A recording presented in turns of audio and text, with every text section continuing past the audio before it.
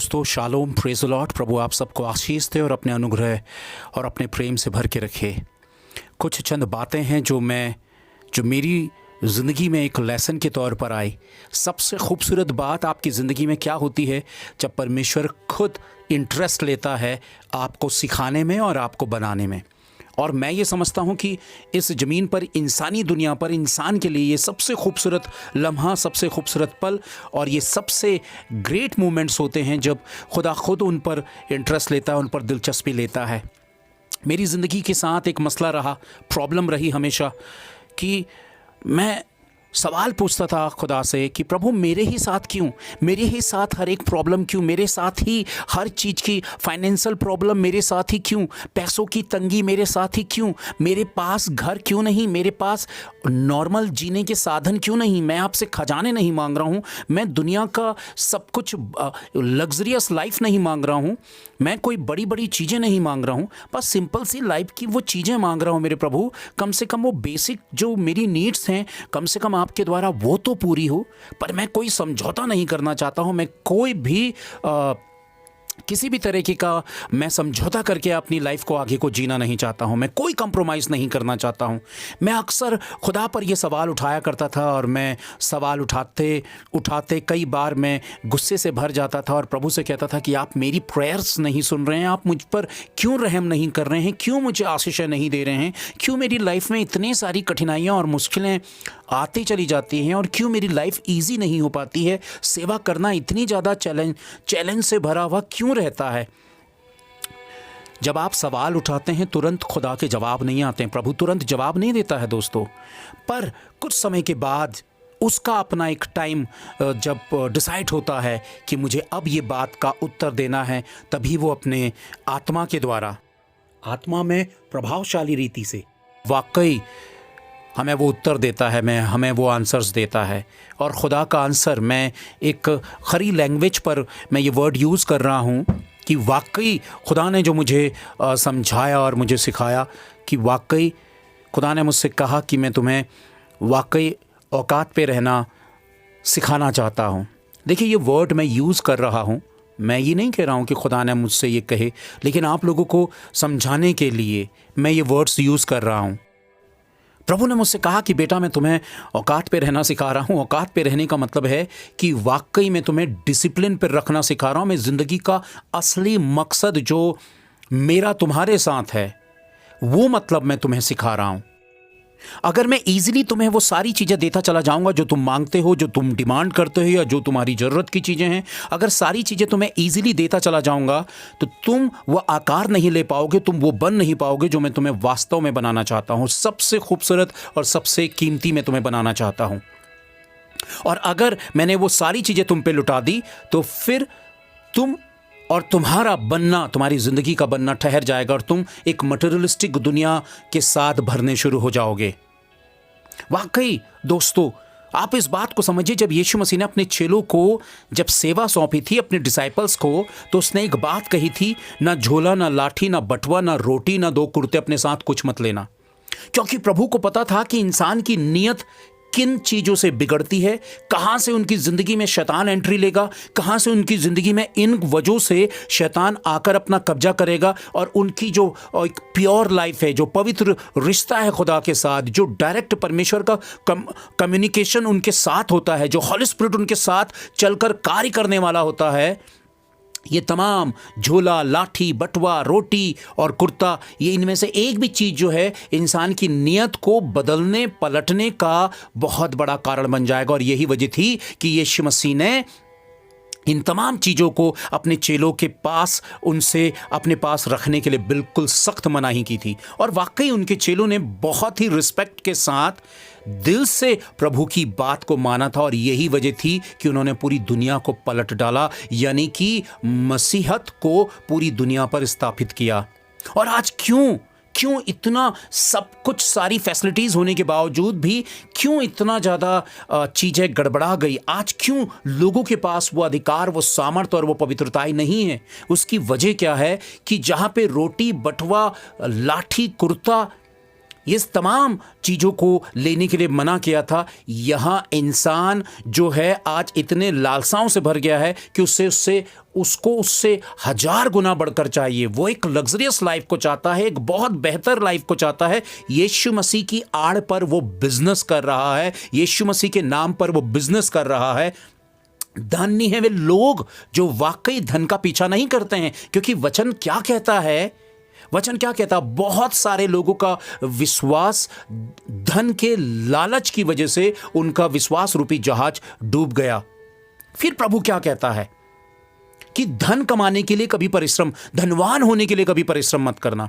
उससे बहुत ज्यादा बेहतर पता था, क्योंकि उसी धन की वजह से शैतान ने यीशु मसीह की परीक्षा ली थी जब वो 40 दिन के बाद वापस आया था अपनी सेवा को शुरू करने के लिए, और उसने कहा कि मैं दुनिया के खजाने तुझ पर लुटा दूंगा। ये सारी दुनिया का जितना पैसा है, प्रॉपर्टी है, जितना मटेरियलिस्टिक चीजें हैं जिससे तू धनवान हो सकता, सब कुछ तुझे दे दूंगा, मुझे प्रणाम कर। यीशु मसीह अच्छे से जानता था शैतान की नीयत को, और वो आज भी जानता है शैतानी नीयत और इंसानी नीयत को। प्रभु ने कहा कि धनवान होने के लिए परिश्रम ना करना। रीजंस क्या थे? क्योंकि यीशु मसीह को बेहतर पता था कि जिस दिन इंसान धनवान होने के लिए परिश्रम करेगा, उसी दिन से उसकी लाइफ में शैतान की एंट्री हो जाएगी, उसी दिन से उसका कैरेक्टर बिगड़ना शुरू हो जाएगा, उसी दिन से उसकी जिंदगी जो है खुदा से अलग हो जाएगी, और उसी दिन से वो, यानी कि यूनान पर धन को जो है वो मैमन कहा जाता है और उसको पूजा जाता था, पहले उसका स्टैचू होता था। तो इंसान इनडायरेक्टली धन को पूजने लगेगा, और वही ये इस दौर पर सबसे ज्यादा शुरू हो चुका है दोस्तों। हर एक इंसान ज्यादा से ज्यादा पैसा कमाकर दुनिया पर अपनी एक पहचान बनाना चाहता है, लेकिन सच्चाई ये है कि इंसानी वजूद की पहचान सच्चाई से होती है, परमेश्वर से होती है, धन से नहीं होते। क्योंकि कितने लोग दुनिया के खजाने पाकर 6 गज जमीन के नीचे कब्र में चले गए, उनका वजूद खत्म हो गया। और लेकिन जिन्होंने खुदा के साथ अपना रिश्ता कायम किया, वह हमेशा खुदा के साथ बने रहे। तो खुदा को पहले से पता है, प्रभु को पहले से पता है कि धनवान होने के लिए परिश्रम ना करना, क्योंकि उसे पता है कि इसके भयंकर परिणाम उस इंसान की जिंदगी को बर्बाद करने और मिटाने के रीजंस बन जाएंगे। इसलिए आज की दुनिया ओवर टाइम करती है, लेट नाइट जो है वो नौकरी करते हैं, जॉब करते हैं, परमेश्वर के नियम को तोड़ते हैं, क्योंकि परमेश्वर ने दिन सोने के लिए और दिन काम करने के लिए और रात सोने के लिए बनाए। लेकिन इंसान 24 घंटे काम कर रहा है, क्योंकि उसको ज़्यादा से ज़्यादा पैसा चाहिए, क्योंकि वो धन से अपनी डेस्टिनी को बनाना चाहता है। क्या हमारी किस्मत धन से बन सकती है? धनवान होने के लिए परिश्रम ना करना। प्रभु ने इन बातों को इसलिए कहा क्योंकि वाकई इंसान जो है वो धन से कभी भी बेहतर नहीं हो सकता। मैं इस जमीन पर अपने आप को खुशनसीब समझता हूं कि प्रभु ने मुझे ये लेसन सिखाया और मुझे वो पिक्चर सामने दिखाई। आज के समय में सेवकों की जिंदगी में क्या है? वो प्रभु के सेवक किसी भी कीमत पे नहीं कहलाए जा सकते हैं जिन्होंने प्रभु के काम के लिए एक रकम तय कर दी है, उन्होंने एक बिजनेस इसे मान लिया है। लोग अंधों की तरह उनके बिजनेस पर उनको सपोर्ट करते हैं और उन्हीं को खुदा का बेटा या बेटी मानते हैं, क्योंकि उनके पास परमेश्वर का आत्मा ही नहीं है कि वो सही और गलत को पहचान सके, और यही धोखे का शिकार होना है। परमेश्वर का आत्मा संसार से अलग होने की बात करता है, ना कि संसार का होने का। संसार, आंखों की अभिलाषा और जीविका का घमंड परमेश्वर की ओर से नहीं है। यह परमेश्वर की ओर से नहीं है। परमेश्वर का आत्मा आपको संसार से अलग होकर स्वर्ग की बातों की ओर को आपका ध्यान लेकर जाएगा। और चेलों ने हमेशा प्रभु की बात को माना, वो कभी भी परमेश्वर की इच्छा से अलग नहीं हुए। ना झोला, ना लाठी, ना बटवा, ना रोटी, उन्होंने इसमें से कुछ भी नहीं लिया। ज्यादातर लोगों का विश्वास रूपी जहाज धन के लालच के कारण डूब जाता है। प्रभु ने यह बात कही। शैतान ने जहां यीशु को परख में नहीं गिरा पाया, वहां वो हजारों लोगों को धन के लालच में आज भी गिराता है और अपना गुलाम बनाता है।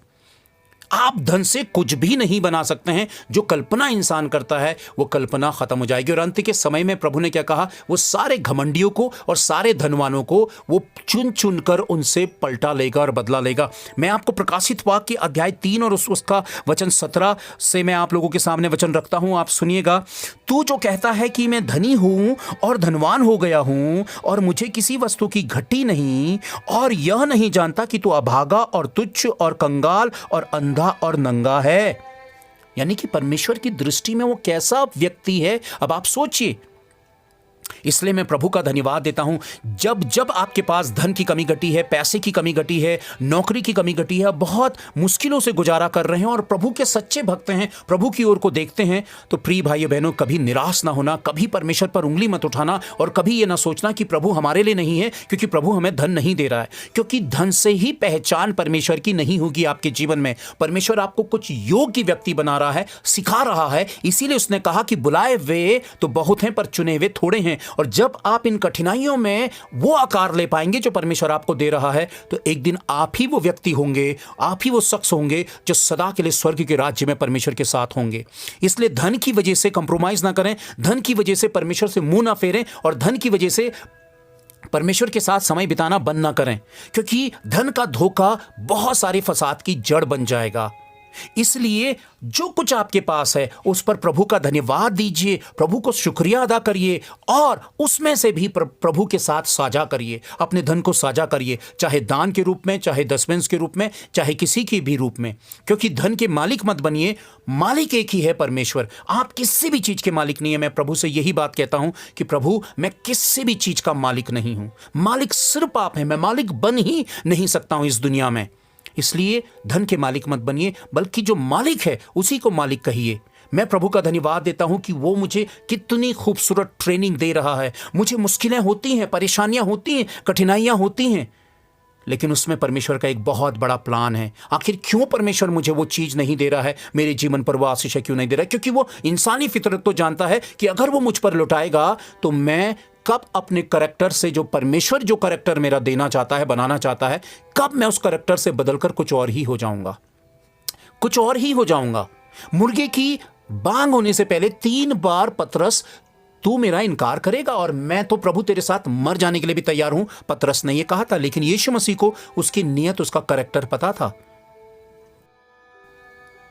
और उसने यीशु मसीह का इनकार किया। प्रभु हमारे करैक्टर्स को जानता है।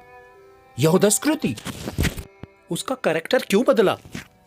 यहूदा इस्करियोती को पता था, लेकिन 30 चांदी के सिक्कों में उसकी नियत बिगड़ गई। हनन्याह और सफीरा 2 पति पत्नी थे। क्या किया उन्होंने जमीनें बेचकर कुछ पैसा अपने पास अलग से रख लिया। इंसानी नियत किस तरह से बदलती है और हुआ क्या? एक के बाद एक दोनों पति पत्नी मर गए, क्योंकि उन्होंने परमेश्वर की आत्मा से झूठ बोला। पैसा आपको झूठ बुलवाता है, पैसा आपसे बुराई करवाता है, पैसा आपके जीवन में आकर आपकी नियत को बिगाड़ के रख देता है, पैसा आपको वफादार होने से रोकता है। इसलिए पैसे को कभी मालिक मत बनाइए, पैसे को सिर्फ नौकर बनाइए, अपने इशारों में चलाइए। और जितना प्रभु ने आपको दिया है, समझ लीजिए कि प्रभु को आपका करैक्टर बेहतर पता है, वो आपका रचयिता है। जो आपको प्रभु ने दिया है, यदि आप वो जितना आपको दिया है उतने में आप प्रभु के साथ वफादार हैं, सच्चे हैं, अपने धन को साझा करते हैं, तो आप सबसे बेहतर अवस्था में। जिस दिन आपके पास उसका दुगना चौगुना आ गया, आप प्रभु को देने से घबराएंगे, डरेंगे, आपके अंदर लालच आ जाएगा, आपकी नियत बिगड़ेगी, आप अपने आप को खुदा समझने लगेंगे, धन से ही सब कुछ करवाने लगेंगे। वहीं से आपकी जिंदगी पर शैतान अपना कब्जा कर आपकी जिंदगी को बर्बाद कर देगा। और शैतान के यही हथियार हैं, यही कारण है कि अंत के समय में मनुष्य को धन के पीछे लगा दो, घबराहट के पीछे लगा दो, डर के पीछे लगा दो, परमेश्वर के पीछे नहीं। इसीलिए बुलाए हुए बहुत और चुने हुए थोड़े हैं, और बहुत थोड़े ही हैं जो परमेश्वर के राज्य में प्रवेश करेंगे परमेश्वर के आत्मा की अगुवाई के द्वारा। इसलिए बहुत कम लोग हैं जो परमेश्वर की वास्तविक बात को परमेश्वर के आत्मा के द्वारा समझ सकते हैं और सही और गलत लोगों में भेद कर पाते हैं। सच्चे सेवक कौन है और झूठे सेवक कौन है? दोस्तों, अपने जीवन की वास्तविक सत्यता को समझिए। परमेश्वर ही आपका धन है, क्योंकि जीवन की जब सांसें छूटती हैं तो दुनिया का कोई भी धनवान व्यक्ति धन से अपने प्राणों को नहीं बचा सकता है, और ना ही वो धन से अपने आप को स्वर्ग के राज्य में पहुंचा सकता है। केवल आपका ईमान और आपकी सच्चाई। तो प्रभु ने जो पाठ मुझे पढ़ाया वो मैंने आपके साथ शेयर करने की कोशिश की कि प्रभु तूने मुझे धनवान क्यों नहीं बनाया? इसलिए नहीं बनाया क्योंकि मैं तुझे ईमान से भरा हुआ बनाना चाहता था, इसलिए मैंने तुझे धनवान नहीं बनाया। मैं ये नहीं कहता हूं कि जिनके पास धन है वो गलत हैं। कई लोग ऐसे हैं जो धन को मालिक नहीं समझते हैं। मैं उनके लिए ये बात कह रहा हूं जो धन के आगे समर्पित हो जाते हैं और परमेश्वर को परमेश्वर नहीं, धन को धन मानते हैं, और धन की वजह से वो ईमान को खो देते हैं। अपने विश्वास में पक्के रहिए, प्रभु आपके साथ है। ईमान रखिए, धन के धोखे में मत फंसिए। प्रभु की ओर को बढ़िए, हमारा असली धन है। अपना विश्वास और भरोसा धन पर नहीं, परमेश्वर पर करें। प्रभु शीघ्र आने वाला है, ये बात मेरी याद रखिए। ये बिल्कुल आखिरी के समय है। प्रभु शीघ्र आने वाला है और अपने लोगों को वो वास्तव में ले जाएगा। प्रभु आप सबको आशीष दे, अपने अनुग्रह, अपने प्रेम से भर के रखे। Thank you, praise the Lord.